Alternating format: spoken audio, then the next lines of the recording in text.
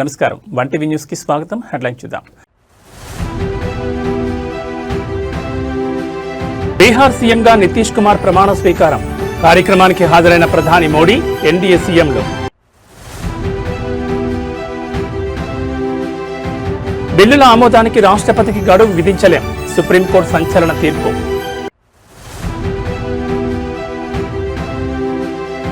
అనిల్ అంబానీకి మరో భారీ షాక్. నవీ ముంబై, చెన్నై, పూణే, భువనేశ్వర్లోని ఆస్తుల అటాచ్.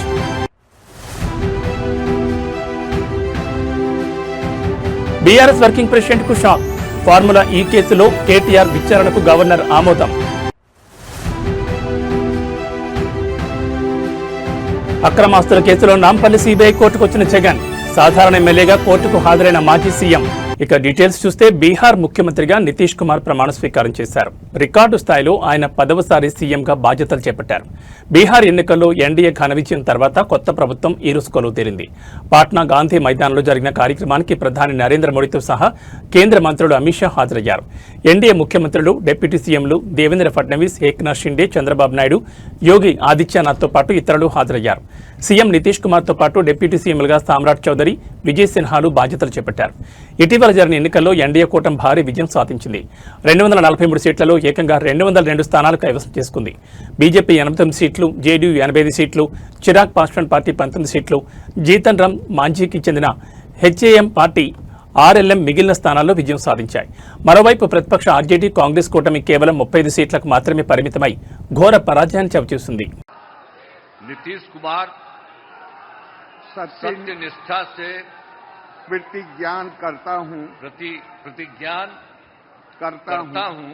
कि मैं विधि द्वारा स्थापित भारत के संविधान के प्रति सच्ची श्रद्धा और निष्ठा रखूंगा।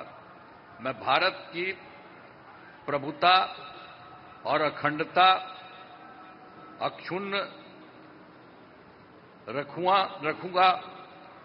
रखूंगा।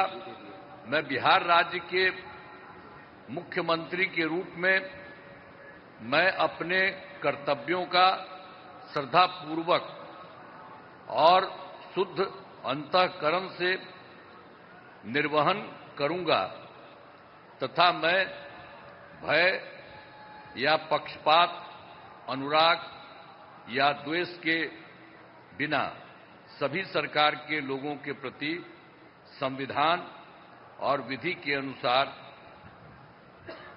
न्याय करूंगा। मैं नीतीश कुमार सत्यनिष्ठा से प्रतिज्ञा करता हूं कि जो विषय बिहार राज्य के मुख्यमंत्री के रूप में मेरे विचार के लिए लाया जाएगा अथवा मुझे ज्ञात होगा, उसे किसी व्यक्ति या व्यक्तियों को तब से सिवाय जबकि ऐसे मुख्यमंत्री के रूप में अनेक कर्तव्यों के सम्यक और निर्वहन के लिए ऐसा करना अपेक्षित हो, मैं प्रत्यक्ष अथवा अप्रत्यक्ष रूप से संसूचित या प्रकट नहीं करूंगा। धन्यवाद। రాష్ట్రాల శాసనసభలు ఆమోదించి పంపిన బిల్లులను ఆమోదించే విషయంలో రాష్ట్రపతి, గవర్నర్లకు గడువును విధించలేరని సుప్రీంకోర్టు స్పష్టం చేసింది. బిల్లుల ఆమోదానికి గవర్నర్, రాష్ట్రపతి, గవర్నర్లకు గడువు విధించలేమని తెలిపింది. బిల్లుల ఆమోదానికి గవర్నర్కు కాలపరిమితి లేదని, అదే సమయంలో గవర్నర్లు అపరిమిత అధికారాలను వినియోగించలేరని స్పష్టం చేసింది. రాష్ట్రపతి, గవర్నర్లకు న్యాయస్థానం గడువు విధించడంపై రాష్ట్రపతి ద్రౌపది ముర్ము సంధించిన ప్రశ్నలపై సీజీఐ జస్టిస్ బీఆర్ గవాయ్ నేతృత్వంలోని 5గురితో కూడిన సుప్రీంకోర్టు రాజ్యాంగ ధర్మాసనం గురువారం తీర్పు వెలువరించింది. ఈ సందర్భంగా గవర్నర్కు మాత్రం తాము సూచనలు చేయగలమని స్పష్టం చేసింది. బిల్లుల విషయంలో గవర్నర్కు 3 ఎంపికలు మాత్రమే ఉన్నాయని, బిల్లును ఆమోదించడం, రాష్ట్రపతికి పంపడం, బిల్లును తిరిగి అసెంబ్లీకి పంపడం మాత్రమే చేయాలని, ఇవి కాకుండా గవర్నర్కు 4 అధికారం లేదని స్పష్టం చేసింది. తమిళనాడు అసెంబ్లీ ఆమోదించిన బిల్లులను గవర్నర్ ఆర్ఎన్ రవి ఆమోదించకుండా సుదీర్ఘకాలం జాప్యం చేయడం పట్ల ఆ రాష్ట్ర ప్రభుత్వం గతంలో సుప్రీంకోర్టును ఆశ్రయించింది. దీనిపై విచారణ జరిపిన 2 సభ్యుల ధర్మాసనం బిల్లులపై గవర్నర్, రాష్ట్రపతి 3 నెలల్లోగా నిర్ణయం తీసుకోవాలని, లేదంటే అవి ఆమోదం పొందినట్లే పరిగణించాలని గత సెప్టెంబర్లో తీర్పిచ్చింది. ఈ తీర్పుపై రాష్ట్రపతి ద్రౌపది ముర్ము రాజ్యాంగ అధికరణం 143(1) ప్రకారం తనకున్న అధికారాన్ని వినియోగిస్తూ 14 ప్రశ్నలకు సుప్రీంకోర్టు సంధించింది. రాష్ట్రపతి అభ్యర్థన మేరకు విచారణ జరిపిన సర్వోన్నత న్యాయస్థానం ఈ కీలక తీర్పును వెలువరించింది.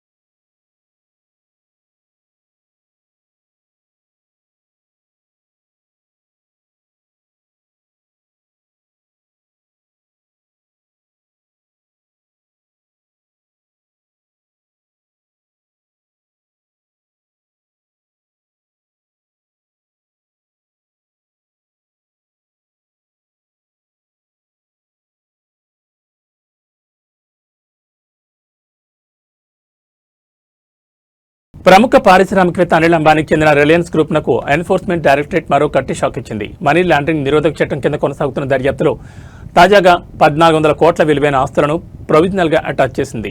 దీంతో ఈ కేసులో ఇప్పటి వరకు జప్తు చేసిన మొత్తం ఆస్తుల విలువ సుమారు 9,000 కోట్లకు చేరినట్లు అధికార వర్గాలు తెలిపాయి. ఈడీ తాజాగా జప్తు చేసిన ఆస్తులు నవీ ముంబై, చెన్నై, పూణె, భువనేశ్వర్లో ఉన్నట్లు సమాచారం. అనిల్ అంబానీ నేతృత్వంలోని కంపెనీల్లో జరిగిన ఆర్థిక అవకతవకలపై ఈడీ కొంతకాలంగా విచారణ జరుపుతోంది. ఈ దర్యాప్తులో భాగంగానే తాజా చర్యలు తీసుకున్నారు.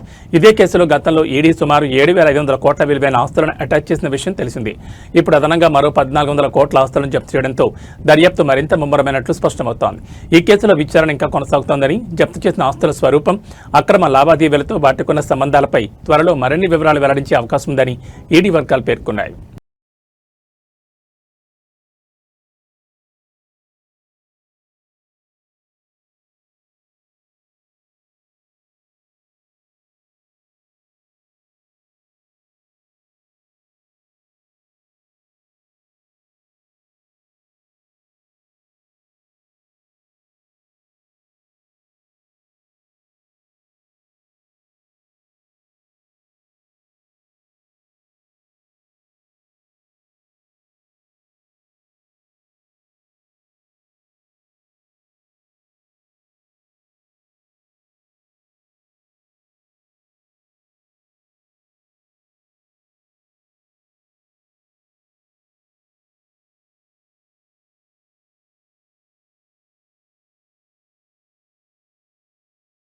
తెలంగాణ రాజకీయాల్లో సంచలనం సృష్టించిన ఫార్ములా ఈ కార్ రేస్ కేసులో కీలక పరిణామం చోటు చేసుకుంది. ఈ కేసులో మాజీ మంత్రి బీఆర్ఎస్ వర్కింగ్ ప్రెసిడెంట్ కేటీఆర్ను విచారించేందుకు అవినీతి నిరోధక శాఖకి గవర్నర్ జిష్ణుదేవ్ వర్మ ఆమోదం తెలిపారు. ఈ మేరకు ప్రభుత్వం పంపిన ఫైలుపై ఆయన సంతకం చేశారు. కేటీఆర్పై విచారణకు గ్రీన్ సిగ్నల్ ఇచ్చారు. గవర్నర్ అనుమతి లభించడంతో కేటీఆర్పై అభియోగాలు నమోదు చేసేందుకు విచారణ చేపట్టేందుకు ఏసీబీ అధికారులు సిద్ధమవుతున్నారు. త్వరలోనే ఆయనకు నోటీసులు జారీ చేసి విచారణ ప్రక్రియను ప్రారంభించే అవకాశం ఉంది. విచారణ అనంతరం ఈ కేసులో ఛార్జ్షీట్ దాఖలు చేయాలని ఏసీబీ భావిస్తోంది. ఈ పరిణామంతో బీఆర్ఎస్ వర్గాల్లో తీవ్ర ఆందోళన మొదలైంది. మరోవైపు ఇదే కేసులో కీలక నిందితుడిగా ఉన్న సీనియర్ ఐఏఎస్ అధికారి అరవింద్ కుమార్ పై విచారణ కూడా ప్రభుత్వం చర్యలు వేగవంతం చేసింది. ఆయనపై అభియోగాలు నమోదు చేసేందుకు అనుమతి ఇవ్వాలని కోరుతూ రాష్ట్ర ప్రభుత్వం కేంద్ర సిబ్బంది శిక్షణ వ్యవహారాల శాఖకు లేఖ రాసింది. కేంద్రం నుంచి అనుమతి రాగానే అరవింద్ కుమార్ పైన ఏసీబీ అభియోగాలు నమోదు చేయనుంది.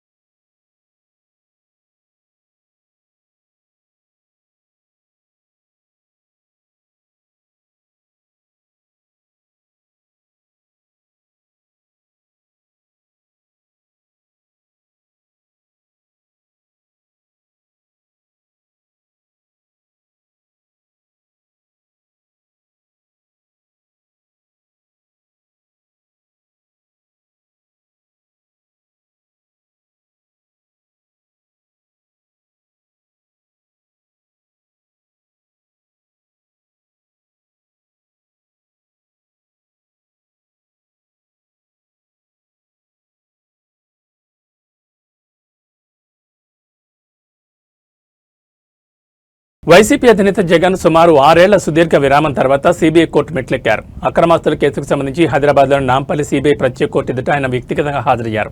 ముఖ్యమంత్రిగా ఉన్నప్పుడు వ్యక్తిగత హాజరు నుంచి మినహాయింపు పొందిన జగన్ ఎన్నికల అనంతరం కూడా అదే మినహాయింపును కొనసాగించాలని కోర్టును కోరారు. అయితే ఆయన అభ్యర్థనను కోర్టు తిరస్కరించి విచారణకు తప్పనిసరిగా వ్యక్తిగతంగా హాజరు కావాలని ఆదేశించింది. ఈ నేపథ్యంలోనే జగన్ ఈ రోజు న్యాయమూర్తి రఘురాం ముందు విచారణకు హాజరయ్యారు. జగన్ రాక సందర్భంగా ఎలాంటి అవాంఛనీయ ఘటనలు జరగకుండా కోర్టు ప్రాంగణంలో పోలీసులు భారీ భద్రతా ఏర్పాట్లు చేశారు. అక్రమాస్తుల కేసుకు సంబంధించి సీబీఐ మొత్తం 11 ఛార్జ్షీట్లు దాఖలు చేసింది. ఈ కేసుల్లో తమను తొలగించాలని కోరుతూ దాఖలైన సుమారు 130 డిశ్చార్జ్ పిటిషన్లు ఇంకా కోర్టులో పెండింగ్లో ఉన్నాయి. గతంలో ముఖ్యమంత్రి హోదాలో ఉన్నప్పుడు అధికారిక కార్యక్రమాల కారణంగా జగన్ కోర్టుకు హాజరు కాలేకపోయారు. అయితే ఇప్పుడు ఆయన సాధారణ పౌరుడిగా, సాధారణ ఎమ్మెల్యేగా విచారణ ఎదుర్కోవాల్సి వస్తోంది. కోర్టు ఆదేశాల మేరకు ఆయన క్రమం తప్పకుండా విచారణకు హాజరు కావాల్సి ఉంటుంది.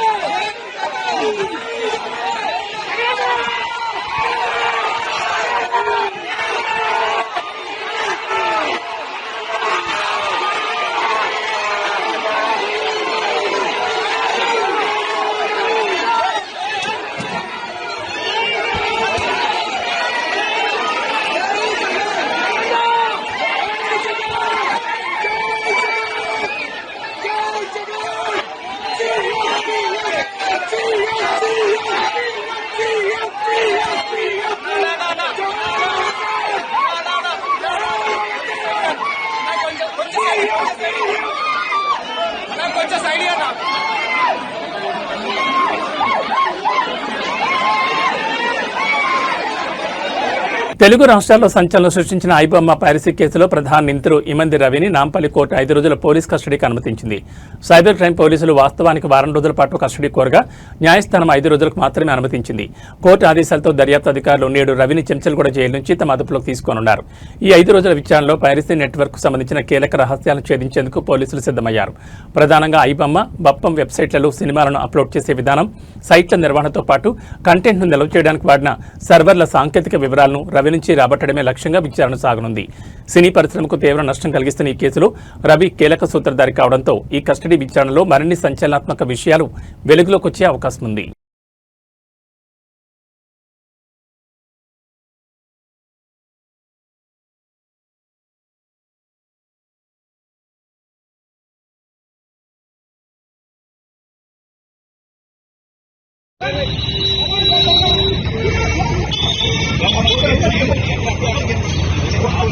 रवि इधर देखो बेटा रवि भाई रवि रवि रवि कर दो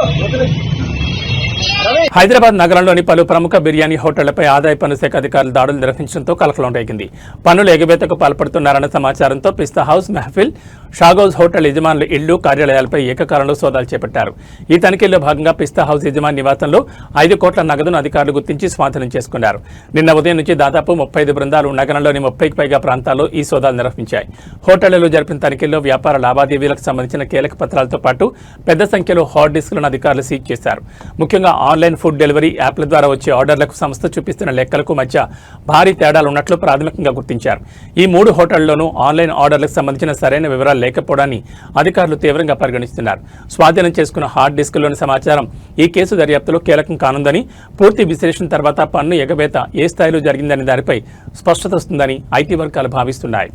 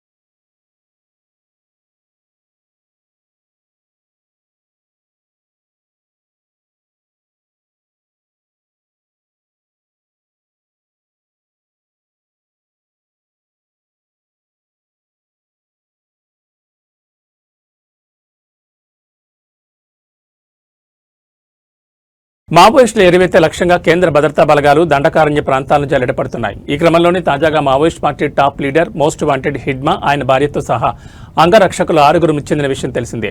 అయితే ఈ నెల 28 నుంచి 30 వరకు దేశంలో మావోయిస్టుల ఎరివేత ఆపరేషన్ కగార్ టెర్రరిస్ట్ దాడుల ఎజెండాతో ఆల్ ఇండియా డీజీపీల సమావేశం జరగబోతోంది. అప్పట్లోపై మావోయిస్టుల మాట వినిపించకుండా చేసేందుకు కేంద్ర ప్రభుత్వం శరవేగంగా ముప్పేట దాడికి ప్లాన్ చేస్తోంది. ఇక మావోయిస్ట్ అగ్రనేతల లొంగుబాటే టార్గెట్గా తెలంగాణ ఎస్ఐబి వ్యూహాలు రచిస్తోంది. మరోవైపు మావోయిస్ట్ పార్టీ మరో అగ్రనేత దేవ్జీ అలియాస్ తిప్పిరి తిరుపతి మల్లా రాజిరెడ్ల కోసం ఏఓబీలో కోంబింగ్ ఆపరేషన్ ముమ్మరంగా కొనసాగుతోంది. అయితే అనూహ్యంగా మావోయిస్టులు తిప్పిరి తిరుపతి మల్లా రాజిరెడ్లను కోర్టులో ప్రవేశపెట్టాలని తెలంగాణకు చెందిన గంగాధర్ అనే వ్యక్తి ఆంధ్రప్రదేశ్ హైకోర్టులో పిటిషన్ దాఖలు చేశారు. ఆ పిటిషన్లో ఈ నెల 18న పోలీసులు దేవ్జీ అలియాస్ తిప్పిరి తిరుపతి మల్లా రాజిరెడ్లను నిర్బంధంలోకి తీసుకున్నారని పేర్కొన్నారు. అయితే ఆ పిటిషన్ రేపు హైకోర్టు ధర్మాసనం ఎదుటకు విచారణకు రానుంది.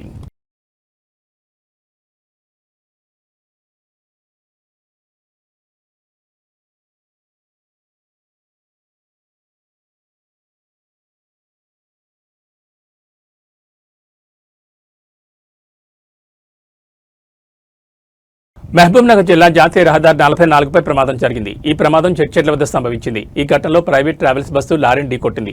ఈ యాక్సిడెంట్ కారణంగా బస్సులో ఒక్కసారిగా పొగలు వ్యాపించాయి. దీంతో వెంటనే ప్రయాణికులు బస్సులో నుంచి కిందకి దిగిపోయారు. దీంతో పెను ప్రమాదం తప్పినట్లయింది. ఈ బస్సు జగన్ ట్రావెల్స్ సంబంధించినదిగా తెలుస్తోంది. ఇక బస్సు ఢీకొన్న లారీ యాసిడ్ లోడ్తో వెళ్తున్నట్లుగా ప్రయాణికులు తెలిపారు. ఓ కారు దారి మధ్యలో అడ్డంగా రావడంతో ఈ ఘటన జరిగినట్లు బస్సులోని ప్రయాణికులు తెలిపారు. అదృష్టవశాత్తు ఈ ఘటనలో ఎలాంటి ప్రాణ నష్టం జరగలేదు. మరిన్ని వివరాలు ఇంకా తెలియాల్సి ఉంది.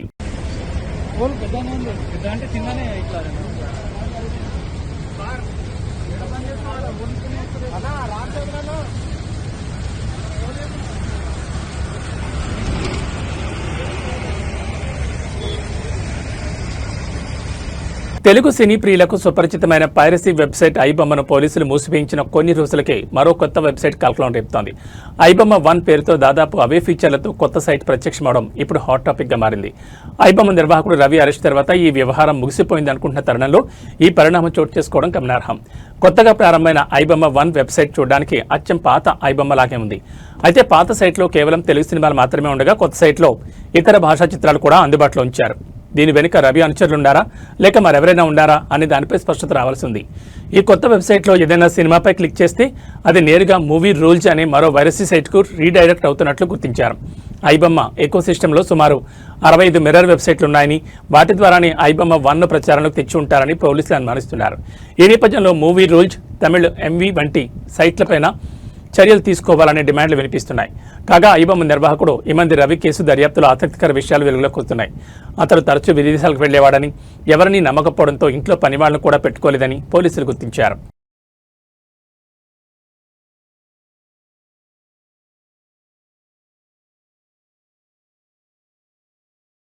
2 దశాబ్దాల క్రితం తెలుగు రాష్ట్రాల్లో సంచలనం సృష్టించిన సినీ నటి ప్రత్యూష మృతి కేసు విచారణకు తుది దశకు చేరుకుంది. ఈ కేసులో నిందితుడు గొడిపల్లి సిద్ధార్థరెడ్డికి హైకోర్టు విధించిన జైలు శిక్షను సవాల్ చేస్తూ ఆయన దాఖలు చేసిన అప్పీల్పైన శిక్షణ పెంచాలని కోరుతూ ప్రత్యూష తల్లి సరోజినీదేవి వేసిన పిటిషన్పైన సుప్రీంకోర్టు బుధవారం తన తీర్పును రిజర్వ్లో ఉంచింది. జస్టిస్ రాజేష్ బిందాల్, జస్టిస్ మన్మోహన్తో కూడిన ధర్మాసనం ఇరుపక్షాల వాదనలు విన్న అనంతరం ఈ నిర్ణయం తీసుకుంది. హైదరాబాద్లో ఇంటర్ చదివే రోజుల్లో ప్రత్యూష సిద్ధార్థరెడ్డిని ప్రేమించుకున్నారు. 2002 ఫిబ్రవరి 23న వీళ్ళిద్దరూ పురుగుల మందు తాగిన స్థితిలో ఆసుపత్రిలో చేరగా చికిత్స పొందుతూ మరుసటి రోజు ప్రత్యూష్ మరణించింది. సిద్ధార్థరెడ్డి కోలుకున్నాడు. ఈ ఘటనపై దర్యాప్తు చేపట్టిన సిబిఐ ఆత్మహత్యకు ప్రేరేపించారన్న ఆరోపణలతో సిద్ధార్థరెడ్డిపై ఛార్జ్షీట్ దాఖలు చేసింది. కేసును విచారించిన హైదరాబాద్ మెట్రోపాలిటన్ సెషన్స్ కోర్టు 2004లో సిద్ధార్థరెడ్డికి 5 ఏళ్ల కఠిన కారాగార శిక్ష విధించింది. దీనిపై నిందితుడు హైకోర్టును ఆశ్రయించగా 2011లో ఉన్నత న్యాయస్థానం శిక్షను 2 ఏళ్లకు తగ్గించి జరిమానాను 50,000కు పెంచింది. హైకోర్టు తీర్పును సవాల్ చేస్తూ సిద్ధార్థరెడ్డి శిక్షను పెంచాలని కోరుతూ ప్రత్యూష తల్లి సరోజినీదేవి 2012లో సుప్రీంకోర్టులో అప్పీల్ దాఖలు చేశారు. సుప్రీంకోర్టులో సిబిఐ తరపు న్యాయవాది వాదనలు వినిపిస్తూ ప్రత్యూషను ఆత్మహత్యకు పురిగొల్పినందుకు నిందితుడికి గరిష్ట శిక్ష విధించాలని కోరారు. అయితే నిందితుడి తరపు న్యాయవాదులు వాదిస్తూ ఇద్దరూ కలిసే విషయం తాగారని, కాబట్టి ఇది ఆత్మహత్యకు ప్రేరేపించడం కిందకు రాదని తెలిపారు. ఇరుపక్షాలు వాదనలు విన్న ధర్మాసనం తీర్పును రిజర్వ్లో పెట్టింది.